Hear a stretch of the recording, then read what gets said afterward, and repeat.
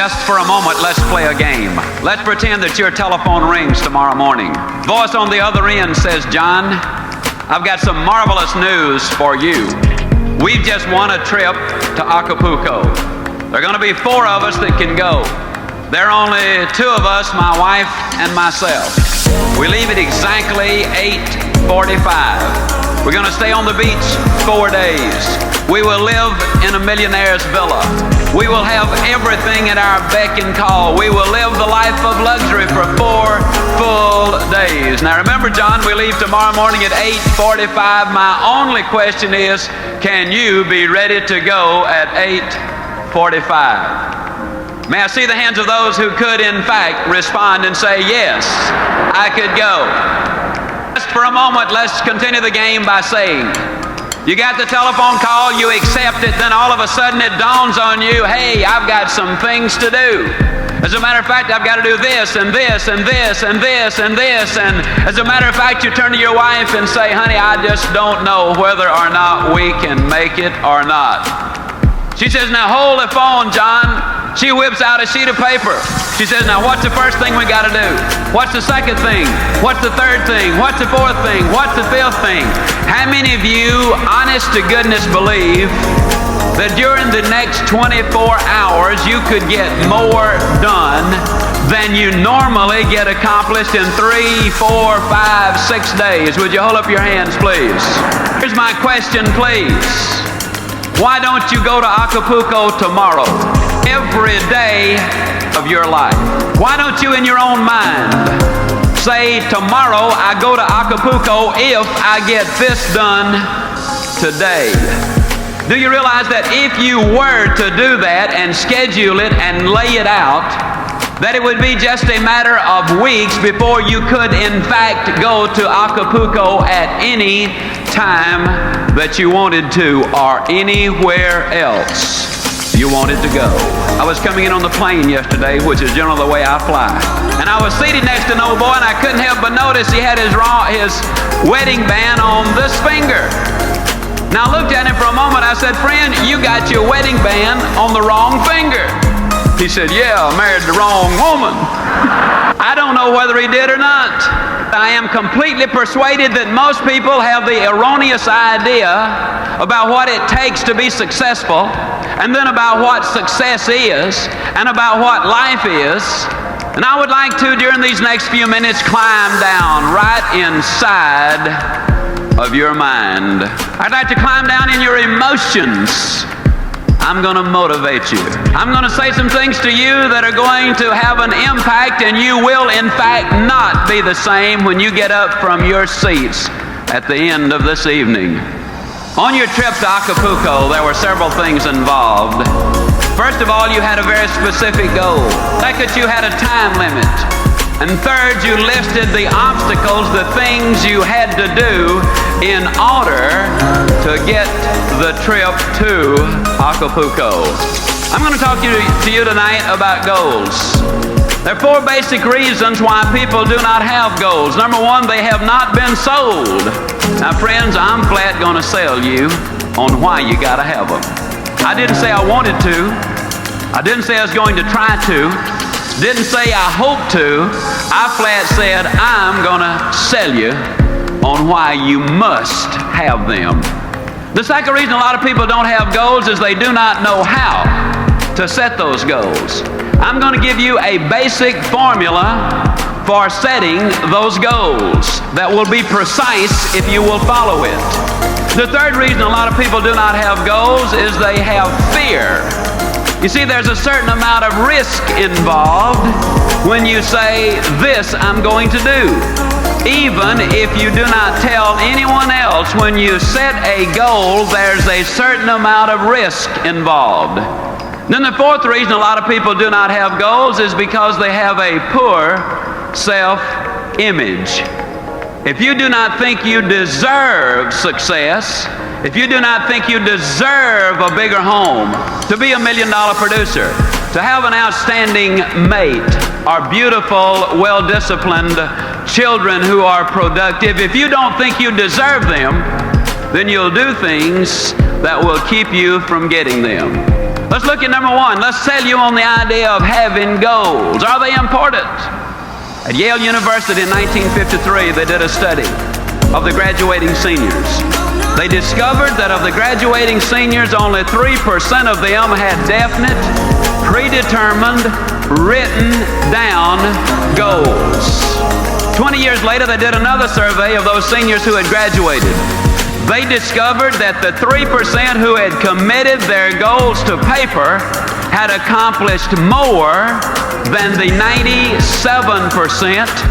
who had not written them down. What about you personally? Have you got your goals laid out? Are you a meaningful specific, or are you a wandering generality? Are goals necessary? I'm going to say emphatically yes. Can you imagine the chairman of the board, General Motors, and somebody comes to him and says, "How did you get to be chairman of the board, General Motors?" Do you really believe he said, "Well, I just showed up for work and they started promoting me, and first thing, here I am, chairman of the board, General Motors"? No, I think you know that is not the way that it happened. What about you? Are you a wandering generality, or are you a meaningful specific? How many of you are in the world of selling? Would you mind holding up your hands, please? One of the major problems we have in the world of selling, a lot of times the salesperson is out selling, and although they're out there physically, what they're saying mentally is, "I need to be home with the family." Then when they're home with the family, physically, they're saying mentally, "I ought to be out in the field selling." And so when they're out in the field, they're really back at home, and when they're back at home, they're really out in the field, and they ain't never nowhere. People today complain of lack of time. It's not lack of time that's the problem, it's the lack of direction. Are you a wandering generality, or are you a meaningful specific? Howard Hill was probably the greatest archer who ever lived. He killed a Cape buffalo with a bow and arrow. He killed a Bengal tiger with a bow and arrow. He won 281 consecutive tournaments. He was never beaten in competition. As a youngster, I have seen Howard Hill in newsreels from 50 feet, all dead aim, and split the center of that bullseye perfectly in the center. And yet he could take the next arrow and literally split the first one. An amazing demonstration of skill. And yet I'm going to look at you, dead center, and say to you, I could spend 20 minutes with you. And at the end of that 20 minutes, Dick, I could have any man in this audience or any woman in this audience hitting the bullseye more consistently than Howard Hill could have on the best day he ever had, provided we blindfolded Howard Hill and turned him around so he would not know which direction he was facing. And you rather obviously laugh and say, "Ziglar, that's silly. Of course. How could a man hit a target he could not see?" That's a pretty good question. Here's another one. How can you hit a target you do not have? Have you got one? Are you a wandering generality, or are you a meaningful specific? Are you going to work tomorrow because that's what you did yesterday? If that's the reason you're going tomorrow, you won't be as good tomorrow as you were yesterday, because you're 2 days older and no closer to the goal you do not have. You got to have those goals. A lot of people don't have goals because of fear. I want to skip one and talk about this one just for a moment. I'll be leaving on an airplane tomorrow for Toledo, Ohio. I got sense enough to know that some of those airplanes are coming down faster than they're going up. It's dangerous for that plane to fly. You see in the newspapers where the ships leave the harbor, and you see where some of them sink. It's dangerous for the ships to be on the ocean. You read where people lease their homes, and the lessee, the people who rented the house, they tear it up. It's dangerous to let somebody move into your house. And yet the engineers tell me that it's more dangerous for that plane to stay on the ground, that it will rust out faster than it will wear out up into the heavens. They tell me that that ship will collect more barnacles in the harbor and become unseaworthy faster than it will sailing the high seas. And they tell me that if that house stays empty, that it will deteriorate faster than if you do not have someone living in that house. Besides, planes are built for flying. Ships are built for sailing. Houses are built for living. And man too was built for a purpose. He was designed for accomplishment. He's engineered for success. He's endowed with the seeds of greatness. And the greatest danger we as human beings have is when we do not do anything at all. Stop 100 young men, age 25, on any street, USA. Follow them until they're 65 years old, and of those who are still living, you will discover that only 5 of them have succeeded financially. It's almost as if they had set out in life to fail. But I also believe one of the reasons is most people don't understand this thing called money. I think it's all right to have money as one of your goals. Occasionally I speak to people and they say, well, I don't want to make a lot of money. You know, I believe a man or a woman that would say that would lie about other things too. A lot of people don't have it because they don't understand it. They talk about cold, hard cash. And it's neither cold nor hard. Soft, warm, feels good, beautifully colored. Not once has that redhead of mine over here ever said to me, wait a minute, honey, I got to go change clothes because what I'm wearing won't go with what you're carrying. As a matter of fact, it goes beautifully with it. Every once in a while, I'll have some of my Christian friends. They'll adjust their halos and say, Zig, how do you reconcile all of that talk about money with Christianity? And I say, it's easy. I believe God made the diamonds for His crowd, not Satan's bunch. I read my Bible and it tells me Jacob was a millionaire. Moses was a millionaire. Solomon, the richest man who ever lived. And old Job wouldn't have qualified for the food stamp program, if you know what I mean. Money's all right. As a matter of fact, you cannot get too much money unless the money gets you. You know, Solomon told us in Ecclesiastes that he who seeks silver will never be satisfied with silver. Now, if money becomes your God, you got a problem. You'll never have enough. We know that's true because in the last 2 years, 5 billionaires have died. Down in Dallas, somebody said, I wonder how much money Howard Hughes really left. And somebody else said he left it all. If anybody asks you how much you're going to leave, say, same as Howard Hughes. He'll be telling the truth. Now, having said all of that, let me see if I can tie it back together. I believe, I make this statement 40 times in my book, that you can get everything in life you want if you'll just help enough other people get what they want. For example, if you're a salesman or sales lady, if you're selling a product that solves a problem, then you're helping someone else get what they want, which is the solution to the problem, so you get what you want and what you deserve. If you're in management and your productivity and the productivity of your people is important to your income, if you can train, enthuse, inspire, motivate your people to be successful, then your rewards are going to be greater. You can get everything in life you want if you will just help enough other people get what they want. See, we can get what we want if we can give you some thoughts or some ideas or some motivation or some stimulation. If we can, in fact, leave you something so that when you go home tonight, you will be a better man or a better woman or a better boy or a better girl. Then you will be more successful tomorrow. Yes, there's danger in setting goals, but there's infinitely more danger in not setting them. Then a lot of people do not know really how to set goals. I'd like to share at some length with you on that. I started writing this book. And I kind of got excited about it. I put in there some words. You can go where you want to go. You can do what you want to do. You can be like you want to be. And I wrote those words and I said, now Ziglar, that's pretty good. As a matter of fact, I got to talking to myself, which is perfectly all right. It's all right even to answer. But if you ever catch yourself saying, huh? To the answer, you got a problem. Well, I caught myself with a problem. I was saying, huh? Because where I said you can be like you want to be, I looked down and there was a 41-inch waistline, 202 pounds of Ziglar.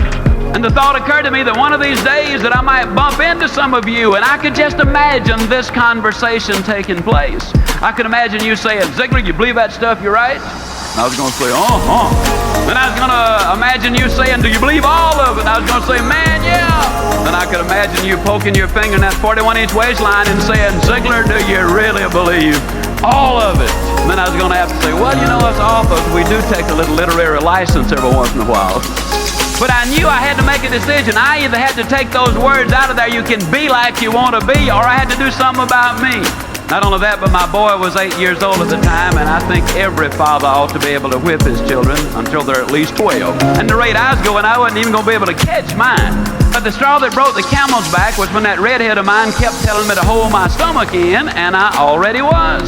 I went down to Cooper's clinic. Now, Cooper is the guy who wrote the book Aerobics.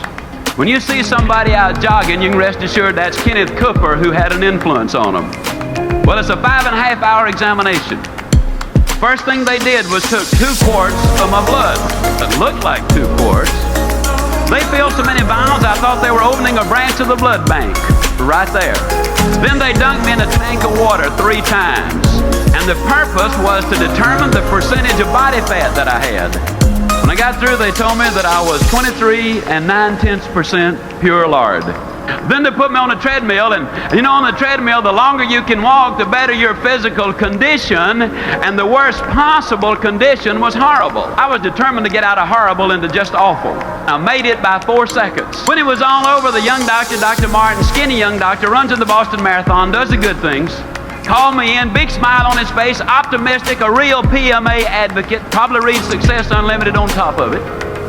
Called me in and with a big old smile, he said, Mr. Ziglar, we've got marvelous news for you. We run these figures through the computer, and according to our computer, and we know it's right, you, sir, are not overweight. However, he said, according to the computer, you are exactly 5 1/2 inches too short.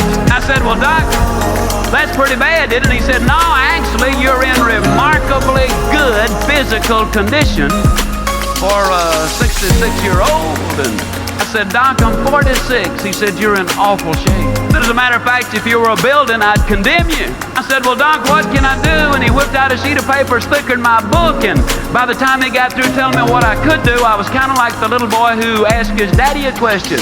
And his daddy said, well, son, why don't you just ask your mother? The little boy said, Dad, I just didn't want to know that much about it. I got home, and that redhead of mine said, honey, you're going to be out running all over the neighborhood, I suppose. And I said, yep.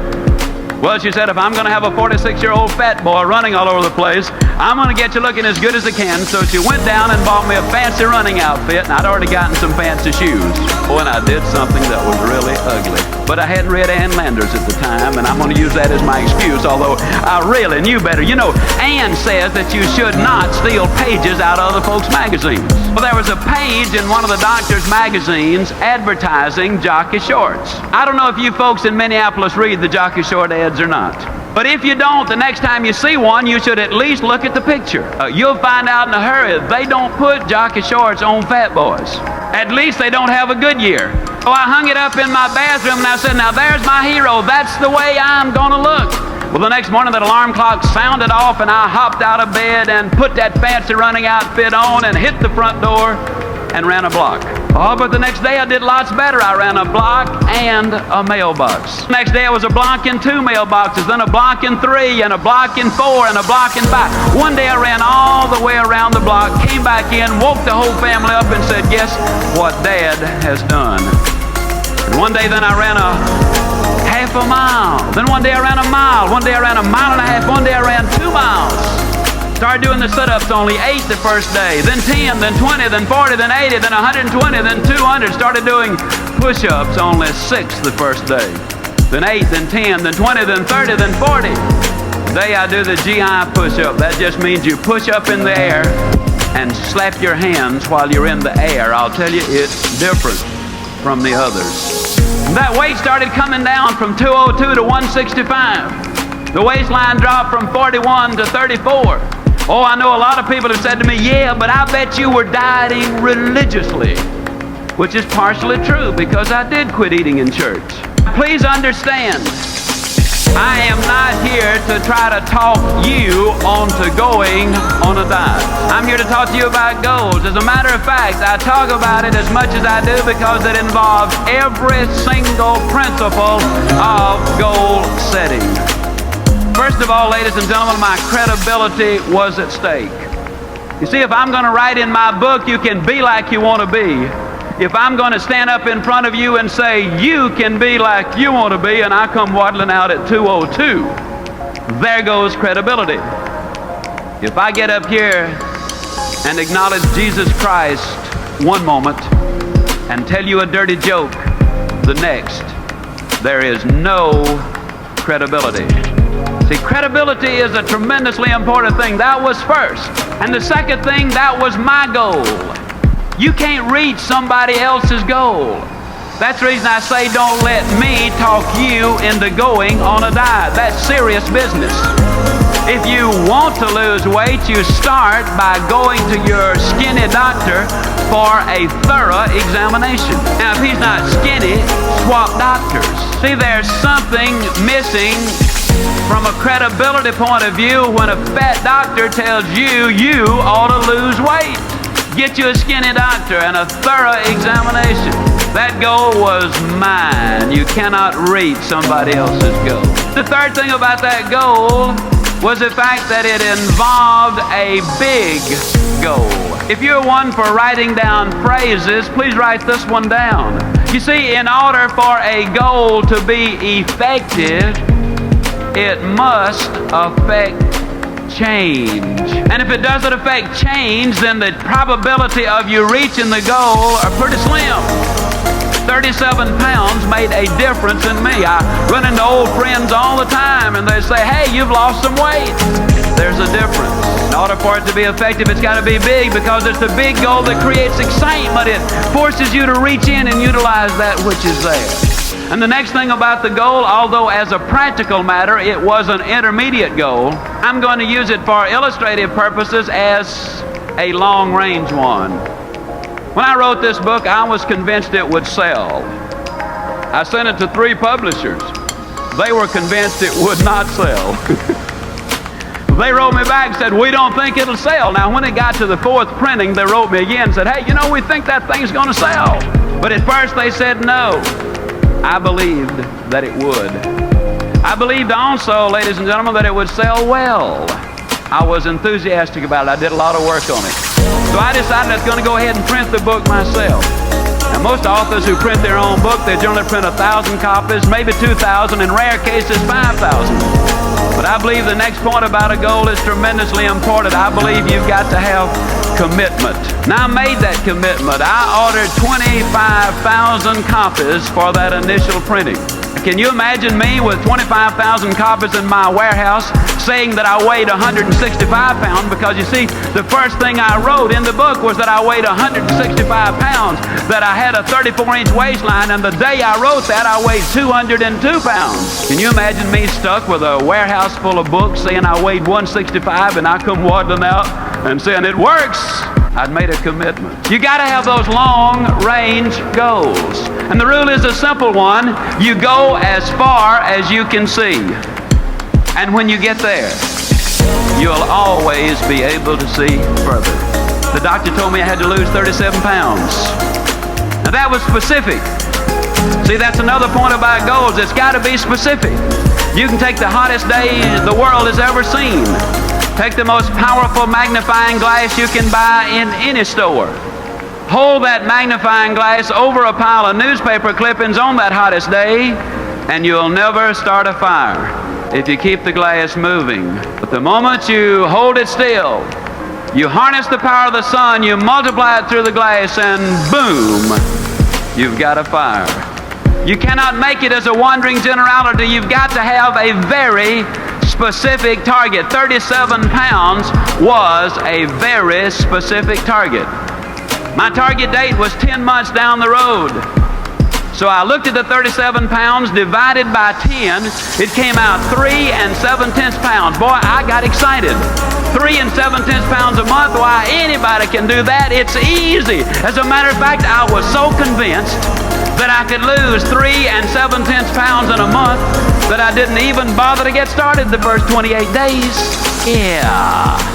Greatest labor-saving device ever invented was tomorrow. So the other point, if you're going to do anything, you got to break it into a daily basis, and you got to get started. Now, I was raised down in a small town in Mississippi, Yazoo City, Mississippi. Now, today, there are a lot of people that try to impress folks by telling them they're from Yazoo City, but I really am. As a matter of curiosity, how many of you here today have never been to Yazoo City, Mississippi? Never been, okay? Well, I think everybody ought to have something to look forward to. When I was a boy, we lived next door to some rich folks. Now, I know they were rich, Brother Byrne, because they had a cook. So they were rich because the cook had something to cook. During the Depression, that was a sure sign of wealth, and I was over there for lunch one day, as I tried to be most every day. And Cook brought the biscuits out. No exaggeration, those biscuits were no thicker than this wristwatch. Now, I looked at them for a moment. I said, Maud, what in the world happened to your biscuits? She reared back, gave that big old tummy laugh, and said, well, I'll tell you about those biscuits. She said, they squatted to rise. She said, they just got cooked in the squat. Hey, you know anybody that gets cooked in the squat? You know anybody that's really going to do something as soon as the kids get out of school, and then I'll have more time to do those things? Then the kids get out of school and they say, well, I didn't realize it, but I got to take them everywhere. Wait till the kids get back in school, then I'll really get busy. Kids get back in school, they say, well, we got a winning football team this year. Got to support the team. Wait till after football season, then I'll really get busy. Football season is over, they say, well, you know, it's Thanksgiving and Christmas now and New Year's. Wait till after the holidays, then, man, I'm really going to get busy. After the holidays, they say, well, you know, the weather is just so bad, and isn't this the worst winter we have ever had? Wait till the weather clears up a little bit, then I'll get busy. After the weather clears up, they say, well, you know, this is the first chance I've had to play a little golf or go fishing. Wait till I get that out of my system. Then they say, well, it's almost time for Easter. Wait till after Easter. After Easter, they say, well, you know, it's now almost time for the kids to get out of school. But that's where we came in, wasn't it? See, the people who wait for Aunt Matilda to move out, or John to get on the day shift, or for him to swap in the old clunker, or until we get a new governor or a new administration, the people who wait for external changes before they make an internal decision will get cooked in the squat every single time. I can guarantee it. If you're going to reach your goals, you got to make up your mind. You do something today. You can't do everything at once. And if I were to relate back to weight, it's appalling to me to have somebody come up who's 150 pounds overweight and say they're going to lose it in 3 months' time. Friend, it took you 40 years to put it on. Don't take it off like that. I took mine off and kept it off because I changed the thing that put it on. A habit. I ate too much regularly. I didn't gain 37 pounds in one weekend. It is one more bite that done me in. It's the little things. I looked at that weight and I realized that all I had to do was lose 1 9/10 ounces a day. And if I lose 1 9/10 ounces a day, then yes, I'm going to lose that weight. Ladies and gentlemen, to the ounce and to the day. 10 months, I had lost exactly 37 pounds. I had set the goal and I'd reached it. Now, a lot of times people come to me and they say, Zig, tell me the truth. I'm always amused that people that say, tell me the truth, they're implying, I guess, that have been lying up until then. Tell me the truth now, Zig. How did you feel about getting up in the morning and going out there and doing that running? How'd you feel about it? I'm going to tell you the truth. I hated it. Man, that alarm clock would sound off, you know, and I'd lay there for a minute and I'd think to myself, Ziglar, what's a 46-year-old fat boy like you doing getting up running all over the neighborhood? Your buddies are sound asleep. What are you trying to prove? And then I'd look down at that 41-inch waistline and I would say, Ziglar, do you want to look like you or do you want to look like the guy in the jockey shorts? Well, I didn't want to look like me. No way. So I'd get out of bed. But just because I was running, that didn't mean I had to like it. Man, I'd get out there and run. I don't know what I'm trying to do. Acting like a teenager and everybody else is sound asleep, and here I am doing a fool thing like this. That's crazy, you know, and off I'd go. And don't you think for 1 minute I didn't tell everybody about it either. Friends, relatives, strangers, everybody I came in contact with, I'd tell them about that enormous sacrifice I was making. Listen, at one time in my life, I could get up and make you a speech, and I could put a strain in my voice and a pained expression on my face, and I could say, friends, you gotta pay the price. Oh, what a bunch of baloney that is. I ran in the snow of Winnipeg, Canada. I ran in the sands of Acapulco, literally. I ran in the orange groves of Florida. I've run in the rain right here in Minneapolis. And then one day, ladies and gentlemen, I was running in Portland, Oregon. Beautiful day. Never forget it. About 78 degrees. I was on Portland State University campus. It was about 12:30 or 1 o'clock. I was scheduled to speak, I believe, at 4 o'clock. And I was out running, and as I was running on that campus, I looked around. Some of the kids were laying on blankets reading, some were studying, some were courting, some were just relaxing. And here comes old Ziglar running by them, Sweat running down my back, sweat running down my legs, And for the first time that day, it dawned on me that I was not paying a price. For the first time that day, ladies and gentlemen, it dawned on me that I was having the time of my life. It dawned on me that I was enjoying every single step that I was taking. Today at age 50, I can run 2 miles faster than 98% of the college kids of America. I'm stronger than I was a quarter of a century ago. I can do things that I could not have dreamed of doing just a few years ago. I contend that you do not pay the price for good health. You thoroughly enjoy the price. You pay the price. Pay the price for failure. You pay the price for a poor marriage. You enjoy the price of a good one. You enjoy the price of success. You just look at the people who've made it and the people who have not made it. I believe we've got to change our vocabulary. Ladies and gentlemen, I don't believe you pay the price. I know that you enjoy the price. And I believe we need to change our vocabulary. I'm really talking about changing an attitude, am I not? See, that's what we're talking about here at these PMA rallies, changing attitude. We live basically in a negative world. An overweight person sits down at the table and says, everything I eat turns to fat. Well, that's negative. Mother sends her child off to school and says, now don't you get run over. That's negative. We live in a negative world and we become part of what we are around. Did you know that 2/3 of the medical students acquire the symptoms of the disease they study? Common cold. We know that if we get medical treatment that the average life of a cold is a week. If we don't get the medical treatment, the average life of a cold is 7 days. They don't know what causes the cold, they don't know what cures it, but they do know who gets it. Odds are over 10 to 1 that when you get the cold, it's because you're emotionally depressed. You got stinking thinking. Which if it continues long enough will lead to hardening of the attitudes. You become part of what you're around. Classic case. You take a southern boy or girl and send them up north, and in a matter of months they'll pick up an accent. You've noticed it. Or you can take a northern boy or girl and send them down south, and in a matter of months we'll have them talking normally.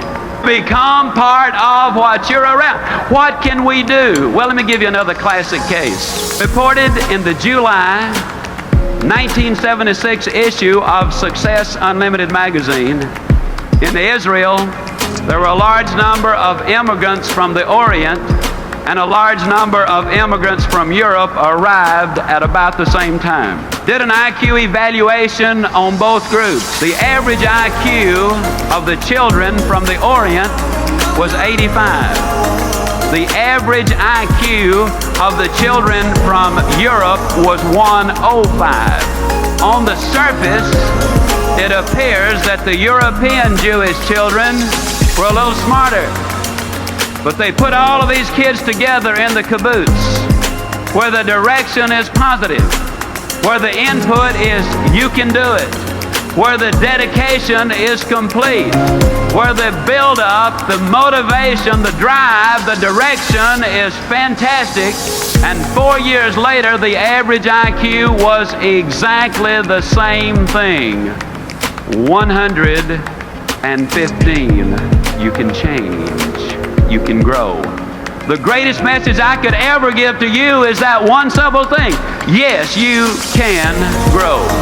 I say it with all of my heart. I know in my mind that man was designed for accomplishment, that he's engineered for success, that he is endowed with the seeds of greatness.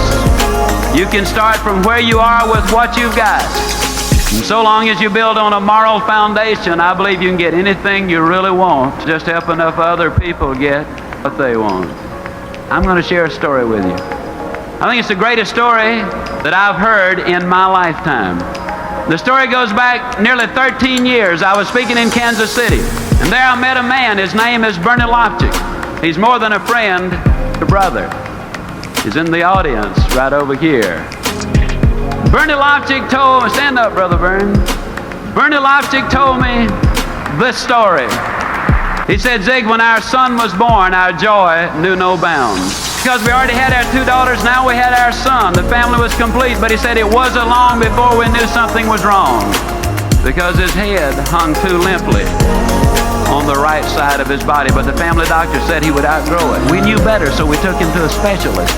The specialist diagnosed his condition as a reverse of club speech and treated him for that, but he said, we knew, Zig, it was more serious. We took him to one of Canada's top specialists, and after an exhaustive examination, the specialist said, this little boy is a spastic. He has cerebral palsy. He's never going to be able to walk or talk or count to 10. I'm going to suggest that you put him in an institution for his own good and for the good of the, quote, normal members of the family. Brother Byrne looked at me and he said, you know, Zig, I'm not a buyer, I'm a seller. I could not buy the idea that my son was going to grow up being a vegetable, so we took him to another doctor who told us the same thing. And then another and another and yet another and another until 30 doctors said there is no hope. Then they heard of a Dr. Pearlstein down in Chicago. They got an alternate appointment so that when someone else canceled, they could have that appointment because Dr. Pearlstein was booked 2 years in advance. And 11 days later, a little boy from Australia canceled, and they went to Chicago. Dr. Pearlstein examined David perhaps as no child has ever been examined before, and when he finished, he said, this little boy is a spastic. He has cerebral palsy. He's never going to be able to walk or talk or count to 10 if you listen to the prophets of doom. But he said, I want you to know that I am not problem conscious. I am solution conscious. And yes, I believe there is something that can be done for this boy if you are willing to do your part. Well, obviously, Bern and Elaine Lofchick said, Doctor, tell us what to do. We will do anything. The doctor and the therapist and the nurses spelled it out in minute detail. They said, you're going to have to push this little boy beyond all human endurance. Then you're going to have to push him some more. You're going to have to work him until he falls. Then you're going to have to pick him up and work him some more. You got to understand that there is no stopping point. That if you ever stop, he goes back. You got to understand that there might be months and even years when you will be unable to detect any change, but you gotta stay with it. And one last thing, don't ever give him therapy in the presence of another victim of cerebral palsy. Because if he sees them taking therapy, he will inadvertently pick up those awkward movements. You see, we become part of what we are around. Whether it's moral or immoral, whether it's good or bad, stay with it long enough and it's going to rub off on you. The Lofticks went home. They built a little gymnasium in the basement of their home. They hired a physical therapist and a bodybuilder. It took them a lot of months, but one day David Lofchick could move the length of his own body. It took him several years, but one day the therapist called Bernie home and said, I believe David is ready, and Bernie rushed home. And David Lofchick was down in the basement and on a little mat getting ready to do a push-up.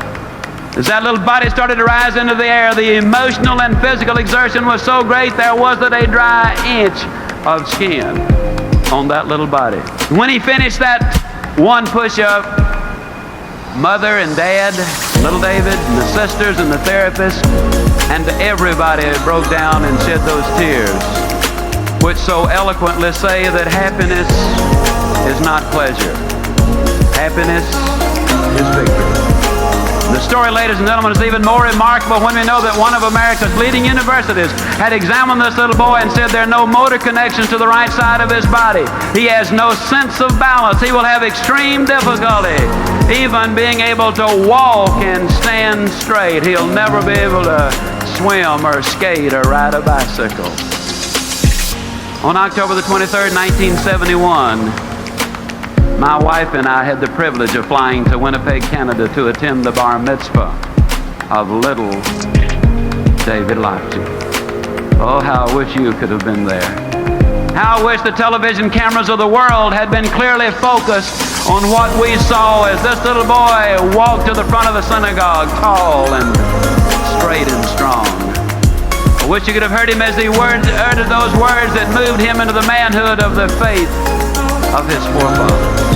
I wish you could have seen what we saw, knowing what we knew, because you see, at that time he had done as many as 1,100 push-ups in a single day. He had run as much as 6 miles non-stop. He was shooting golf in the high 80s. One of the best table tennis players in Winnipeg, Canada. He had entered as a 7th grader St. John's Ravens Court School for Boys, where this little boy, who was never going to be able to count to 10, did quite well in 9th grade mathematics. February 1974, he qualified for an unrated $100,000 ordinary life insurance policy. So far as we know, the first and only time this has ever happened. And I tell you the story of David Leipzig because it involves so many of the principles in which I believe. It begins with the right foundation of honesty and character and faith and loyalty and yes, love. Oh, what a love story this one is. You see, every night this little boy used to have to put his braces on, and every night he would say, "Dad, do we have to put them on tonight?" Or, "Mom, can't we just leave them off tonight?" Or, "Do we have to put them so tight?" And you mothers and fathers know what I speak of when you have a little boy with tears running down his cheeks, pleading, "Don't put them on tonight." But because they did love him so much, they did not listen to the tears of the moment because they wanted to see the laughter of a lifetime. That, ladies and gentlemen, really what love is all about, because you see, so many of us as parents are reluctant to do for the child what is best for the child because we fear that child then might withhold his love from us, not knowing that over the long haul, the best way to guarantee his love is to demonstrate ours by acting in his best interest. I tell the story of David Leipzig because it involves so many of the principles in which I believe. They had a beautiful relationship with others. The doctors and the nurses, you see, they all had a part. The therapists all had a part. You don't climb the high mountain by yourself. It is in conjunction with others that we really accomplish the major things in life. That's why I like to tell the story of David Leipzig, because it's a story of cooperation. I tell the story because it's a story of goals, of big goals, of lifetime goals, of monthly goals, weekly goals, hourly goals even, ladies and gentlemen. I tell the story of David Leipzig because it involves so much in attitude. You talk about attitude. This boy, since he was too small to carry it, used to have his own cassette player. And every day that little mind was fed with the good, the clean, the pure, the powerful, the positive messages over and over and over. You can do it, son. You can do it. See, we live in such a negative world that unless we deliberately read the good books daily, unless we deliberately, regularly feed our minds with those motivational recordings that in essence remind us over and over in a negative world that we ourselves can be positive if we have the positive input. Yes, I tell the story of David Leipzig because I believe it has so much to do with one of those things that so many times we as individuals have a tendency to overlook. It's a matter of curiosity, and I'm almost through. Of course, you know, when us Baptists say finally, that don't necessarily mean immediately. That just means we're getting close. But I tell the story of David because it emphasizes so many of the things in which I believe. I'm just curious, how many of you had already noticed this chrome-plated pump sitting here on the... That's amazing. You know, I've noticed something. When I get aboard an aircraft with this pump, almost without exception, I'm the only passenger that's got one. So I've got to assume by that they must be getting scarce. I believe this. I believe that this pump is going to sum up what I want to say about life and what I want to say about David Lofty. Got a couple of good friends down in South Alabama. Their names are Bernard Haygood and Jimmy Glenn. They were out riding through the South Alabama foothills one day and they got a little bit thirsty. They pulled behind this old abandoned farmhouse. Bernard was driving, he hopped out, he ran over to this old pump and he grabbed the handle and he started the pump. Now, just as a matter of curiosity, how many of you good folks up here in the big city have ever used one of these old water pumps? Hey, that's fantastic. Okay. Well, it was hot. It was August. And old Bernard wanted a drink of water. And after he'd been pumping a couple of minutes, he said, Jimmy, better get that old bucket over there and dip some water out of that creek. We're going to have to prime the pump. How many of you know what I'm talking about when I say you got to prime the pump? Well, for you non-pumpers, that just means that you got to put something in here before you can get something out here. See, a lot of people stand in front of the stove of life and say, stove, now give me some heat, then I'll put some wood in you. A lot of times the secretary says, boss, give me a raise, then I'll start coming to work on time. So many times the student will say, teacher, just give me a passing grade this semester. My folks are going to tear me up if I don't have a passing grade. Then next semester I'll guarantee you I'll study. Can you imagine the farmer saying, Lord, give me a crop this year and I promise I'll plant next year? No, it doesn't work that way. First of all, you got to put something in before you can get something out. Well, old Bernard wanted that drink of water. I mean, it gets hot in South Alabama, and he was just pumping away, you know. And I'll tell you, that sweat was beginning to come off of him. And he said, you know, Jimmy, I just don't believe it's in the water down there. No, Jimmy said, yeah, it is, Bernard. You know, in South Alabama, the wells are deep. And we're glad they are because, you see, the deeper the well, the cooler, the cleaner, the sweeter, the purer, the better tasting that water is. And isn't that the story of life?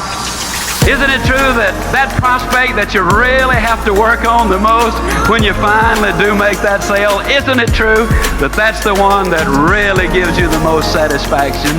Isn't that the one? Isn't it true, ladies and gentlemen, that the boy or the girl who was available to every Tom, Dick, and Harry, or Mary, Sue, and Jane come down the pike, those boys and those girls are not the ones that make the kind of husband you want and the kind of wife that you want? Isn't it true that the things in life that have value that you got to do some pumping for? Well, old Bernard, man, he wanted that drink of water. I mean, by then, he was really working up a sweat. But, you know, there's always that question, just how much pumping are you willing to do just for a drink of water? And finally, old Bernard just threw up his hand and said, Jimmy, they're just sitting in the water down there. Jimmy said, don't stop, Bernard, don't stop. If you stop, it goes all the way back down, and then you'll have to start all over. And isn't that true? See, there's no way you can look at that pump and say, yeah, just 2 more strokes and I got it. Because you might have to pump another 10 minutes. There's no way you can look in the head of that prospect and say, yep, just 2 more closes and I got him. Because, you know, it might really take a lot of pumping.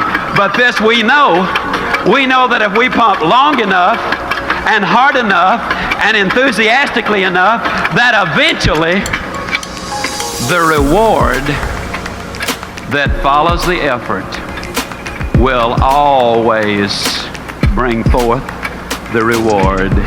And if you notice that once you get it to pumping, that then all you got to do is just keep a little easy, steady pressure on it, and man, you're going to get more water than you know what to do with. Isn't it true that when things are good, they get better, and when they're bad, they get worse? And it's got nothing to do with what's going on out there. It's got everything to do with what's going on between your ears. You see, your business is never good or bad out there. Your business is good right here between your own 2 ears. And if you're thinking it's stinking, your business is going to be in exactly the same shape. I tell the story of the pump because that too says something about David Lofty. For one solid winter, David set the alarm clock 1 hour earlier than any other member of the family. The wind chill in Winnipeg, Canada hits as much as 80 degrees below zero. He put those skates on. He literally crawled out to the frozen ice. And it took him 1 solid winter to learn how to stand up. Later, he skated on the neighborhood hockey team. And I tell the story, ladies and gentlemen, because you see, it wasn't easy. But I think if you were to talk to David Lofsky today, he would tell you that you do not pay the price for good health. You enjoy that price. Now, I tell you the story because you see, there today is a sequel to the story. I was speaking out in Amarillo. A young couple seated down on the front row were visibly moved with the story, and they came to me, and they got the address of the doctor who had taken Dr. Pearlstein's place on his death. And they went to Chicago, and this doctor examined their little girl, whom they said had cerebral palsy. And the little girl was about 18 months old. And this doctor examined their little baby girl very carefully, and he said, this little girl does not have cerebral palsy. It was a misdiagnosis. She was simply born prematurely. She has all of the symptoms today of cerebral palsy because you have been treating her for the disease, and she now has acquired all the symptoms. They started treating her as a normal child, beautiful and happy and moving well today. Oh, you become part of what you're around. The way we treat people gets to be so tremendously important. You know, folks, I've had so many people to be so nice to me in my lifetime. I know that for the first 2.5 years I was almost a complete failure. A man named P.C. Merrill came along and said, in essence, you can do it. And he made me believe it. And before the year was over, I was number 2 out of over 7,000 salespeople. My whole life changed because a man said to me, you can do it. Oh, I wish I could look you in your own eyes dead center and say, you can do it. Because you can. I'm just convinced that God wants you to make it. Believe in you because you're unique. There have been over 10 billion people to live on the face of this earth. There's never been another you. Believe in your fellow human being. Believe in what you're doing, the company you represent, the product you sell if you're a salesperson. Believe in our great country. It's the greatest land on the face of this earth, and of infinitely more importance than anything I or any other speaker who will ever address you will ever say. Believe in Almighty God. Because if you do, I'm going to close not by wishing you a good day. I'm going to close by guaranteeing you a good forever. And I truly will see you at the top. Thank you, and God bless you.